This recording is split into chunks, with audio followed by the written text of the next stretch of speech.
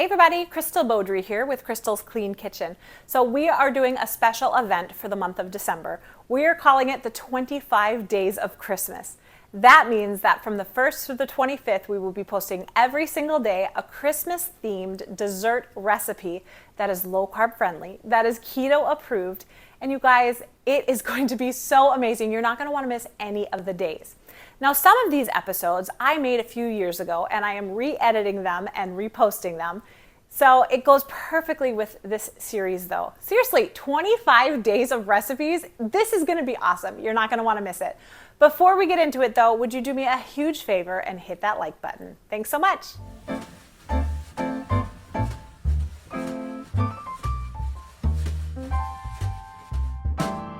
Hey everybody, Crystal Beaudry here with Crystal's Clean Kitchen. So we had a subscriber request for some peanut butter cookies.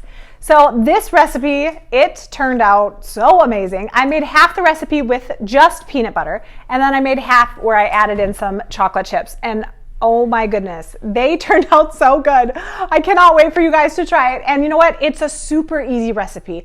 It will just take you a couple of minutes to do, and you are going to love it. So thank you so much for watching. Now, we also did a ton of other Christmas cookie recipes. In fact, I'm going to be making a playlist for them because there's so many of them.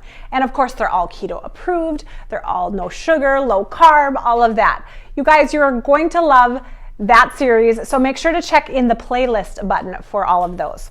Well, thank you so much for watching. Don't forget to hit that like button and let's check out this episode. Here's all of our ingredients that we're going to be starting with. Now we have 1 cup of some almond flour, a half a teaspoon of baking soda, a 1/4 of a teaspoon of some salt. Of course, we need peanut butter in these cookies, so you want a half a cup of some peanut butter. I got that one from Costco, and it's unsweetened peanut butter. That's very important. We need 1 egg, a 1/4 of a cup of some butter. And then for our sweetener, we're going to be mixing the erythritol monk fruit, and then we're making it into brown sugar, or brown sweetener, with adding some Yacon syrup. Now, I use Yacon syrup a lot. It's very similar to molasses, so if you don't have molasses, or if you don't have this on hand, you could use molasses. The reason why we use Yacon syrup, though, is because it has less carbs than molasses does.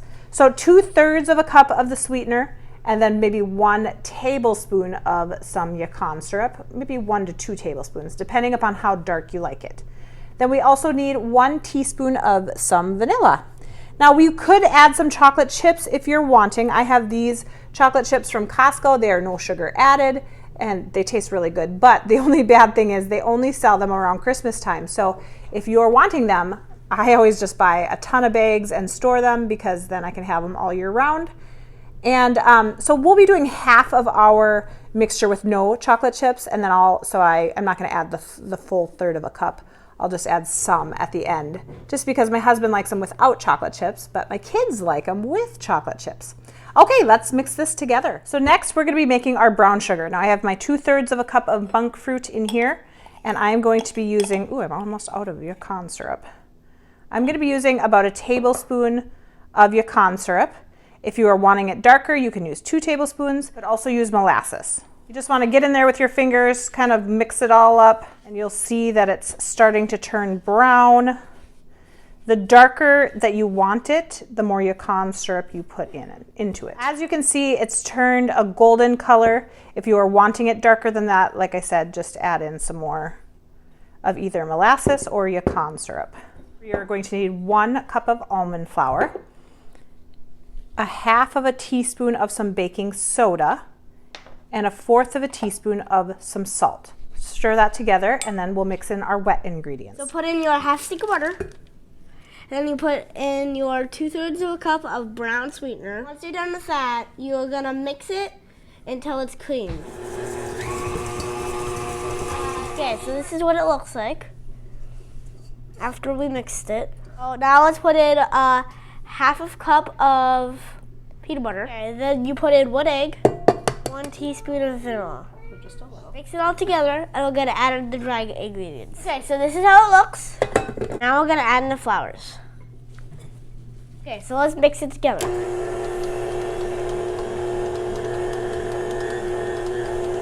Okay, so you can add chocolate chips if you want. We're going to do half the batch and then do chocolate chips. So scrape down the sides. Okay, here's what it looks like. Now we are going to be putting this in the refrigerator for a few minutes just to kind of get it colder so that it's easier to work with. I got these out of the freezer. I'm gonna roll them into balls. And like I said, I'm gonna be doing about half of them without chocolate chips and about half of them with chocolate chips. But, you know, there is a lot of recipes out there for cookies, for peanut butter cookies, and a lot of them are like, oh, they're only 3 ingredient cookies. Okay, well, these are not 3 ingredients, but they are going to taste way better. They're going to taste like actual cookies. Okay, so I added about 1/4 of a cup of chocolate chips since I used some of the batter. Then I'll just mix it in here. Now, even though this was in the freezer for a good 15 minutes, it's totally not solid, which is nice. That's the benefit of peanut butter. All right, now I'm gonna roll the rest of these. Now, I did some of them small, I did some of them big. That's kind of up to you. You can flatten them a little bit because that would be helpful.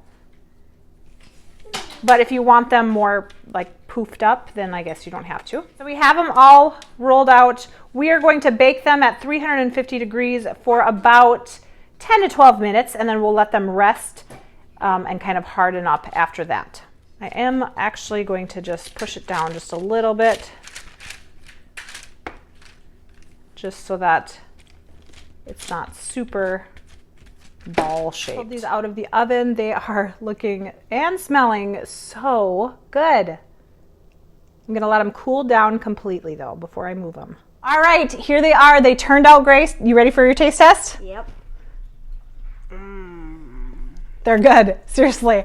I tasted them and I was like, my new favorite. They're so good. Thank you guys so much for watching. Don't forget to hit that subscribe button and also with the notification bell, because you are not going to want to miss any of these episodes. Thank you so much for watching. Don't forget to stay tuned for some more great recipes. We'll see you next time. Bye.